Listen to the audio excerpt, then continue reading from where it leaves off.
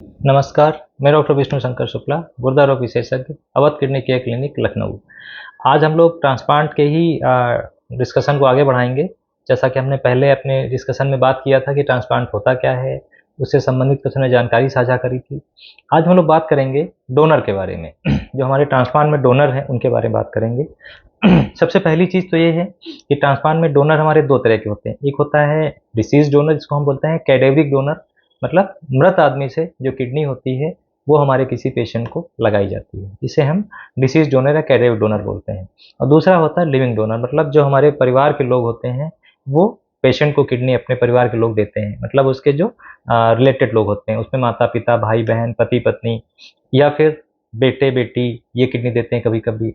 या फिर कुछ एक्सटेंशन जो हमारा नियम है, जो हमारा इसमें नियम होता है, उसको हम बोलते हैं छोटा एक्ट। तो उस एक्ट के तहत में जो हमारा सरकार की परमिशन है, उसके अकॉर्डिंग कुछ लिबरेशन उसमें किए गए हैं। तो जो ग्रांड पेरेंट्स होते हैं वो भी कभी कभी किडनी अपने बच्चों को उसमें डोनेट कर सकते हैं स्वेच्छा से। तो ये हमारे नियम के बारे में बात हो गई। अब बात करते हैं, इसमें बहुत सारी चीज़ें हैं, बहुत सारे चैलेंजेस पे हम डिस्कस करेंगे। तो सबसे पहला चैलेंज ये होता है हमारे पास में कि डोनर कौन हो सकता है, और दूसरा चैलेंज होता है कि उनमें से ऐसा कौन है जिसको किडनी हम ले सकते हैं, मतलब उसमें से किसको हम सेलेक्ट कर सकते हैं। तो सबसे पहली चीज़ है डोनर कौन हो सकता है। डोनर हम बात कर रहे हैं लिविंग डोनर के बारे में आज, मतलब परिवार सदस्य को किडनी देते हैं उसके बारे में। तो डोनर वो हो सकता है जिसकी सबसे पहली चीज़ है कि उसको खुद को कोई किडनी की बीमारी ना हो, उसको खुद को डायबिटीज़ ना हो, अनकंट्रोल्ड हाइपरटेंशन ना हो, ब्लड प्रेशर ना हो जिसमें 2 से या उससे ज़्यादा दवाएँ खानी पड़ रही हों, उसको जो है किडनी एक छोटी या बड़ी ना हो, है ना? उसके पहले उसको कोई लंबी बीमारी ना रही हो किडनी की, है ना? किसी प्रकार का कोई ऐसा कैंसर ना रहा हो, जो उसको अनकंट्रोल्ड हो और किडनी को इम्पैक्ट कर रहा हो। कैंसर में यूजुअली हम डोनर को सेलेक्ट नहीं करते हैं, खाली कुछ ऐसे कैंसर जहाँ किडनी में डोनर हम लोग सेलेक्ट कर सकते हैं। यूजुअली कैंसर वाले पेशेंट किडनी हम डोनेट नहीं करवाते हैं। इसके बाद कुछ संक्रमण जैसे एचआईवी, हेपेटाइटिस, इनकी किडनी हम लोग, हेपेटाइटिस बी, सी, इनकी किडनी हम लोग कई बार नहीं लेते हैं ऐसे पेशेंट्स की, जिससे संक्रमण हमारे पेशेंट को ना आने पाए। और उनके अंदर कोई लीवर की खराबी क्रोनिक ना हो डोनर में, ऐसे पेशेंट्स को हम सेलेक्ट नहीं करते हैं। तो ये हमारे पहले क्राइटेरिया हो गए, जिसमें हम डोनर को लेते हैं या नहीं लेते हैं हम पहले डिसाइड कर लेते हैं। अब बात करते हैं इन पेशेंट्स में से हम किनकी किडनी लेंगे। तो इसमें सबसे पहले आता है ब्लड ग्रुप। ब्लड ग्रुप जो है ए बी, जो हमारा ब्लड ग्रुप होता है, ओ होता है, ए बी होता है, 4 ब्लड ग्रुप होते हैं। तो इनमें 2 प्रकार की हमारी ट्रांसप्लांट होती है। पहला होता है मैच्ड, दूसरा होता है अनमैच्ड। तो मैच वो होता है जिसमें हमारी पेशेंट का डोनर है और जो जो हमारा पेशेंट है किडनी का, जिसको किडनी वो देने वाले हैं, उनके ब्लड ग्रुप सेम होते हैं। और या फिर जो हमारा डोनर है उसका ब्लड ग्रुप अगर ओ है, या हमारे पेशेंट का अगर ब्लड ग्रुप ए बी है, तो वो भी एक दूसरे को, मतलब वो किडनी उनको दे सकते हैं। इंपॉर्टेंट बात यह है कि किडनी ट्रांसप्लांट में नेगेटिव और पॉजिटिव का कोई हमारे मीनिंग नहीं होता है, मतलब ब्लड ग्रुप ए पॉजिटिव है, बी नेगेटिव है, ए नेगेटिव है। ये नेगेटिव और पॉजिटिव जो होता है, इसका डोनर का, रिसिपिएंट का क्या है, उससे हमें मैटर इंपॉर्टेंस हमारे लिए नहीं है, केवल ब्लड ग्रुप का इंपॉर्टेंस है कि A B O A B क्या है। तो ब्लड ग्रुप हमारे डोनर का अगर सेम है रिसिपिएंट से, पेशेंट से, तो वो मैच है। या फिर अगर डोनर का ओ है और या फिर पेशेंट का ए बी है, तो डोनर का कोई भी ब्लड हो या पेशेंट का कोई भी ब्लड ग्रुप हो, अगर डोनर का ओ है तो वो उनको ब्लड, अपनी किडनी दे सकता है। तो ये हमारे मैच्ड हो गए। इसके बाद आता थी अनमैच्ड। अनमैच्ड होता है जिसमें डोनर और पेशेंट के ब्लड ग्रुप अलग होते हैं, खाली जो एक ही कंडीशन है कि डोनर का ओ या पेशेंट का ए बी ना हो, ये मैच कैटेगरी में आते हैं। इसके अलावा अगर डोनर का ए है, पेशेंट का बी है, या डोनर का बी है, पेशेंट का ए है, या डोनर का ए बी है, पेशेंट का ओ है, तो ये हमारे अनमैच्ड कैटेगरी में आ जाते हैं।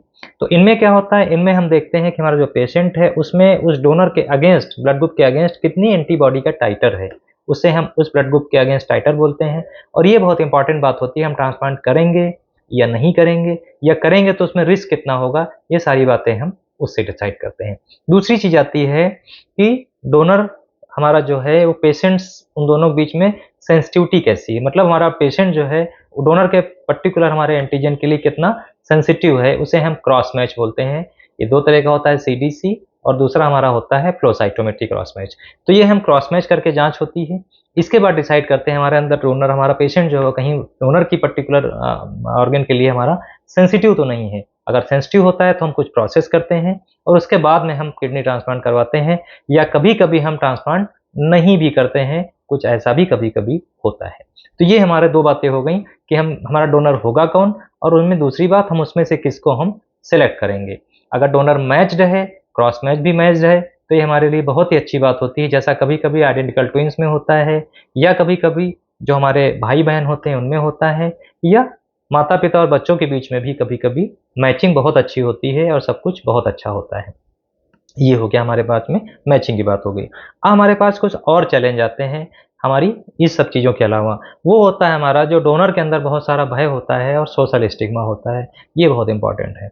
सबसे पहली चीज़ होती है, डोनर को एक भ्रम होता है या भय होता है कि हमें ट्रांसप्लांट के बाद में हमेशा दवाइयाँ खानी पड़ेंगी।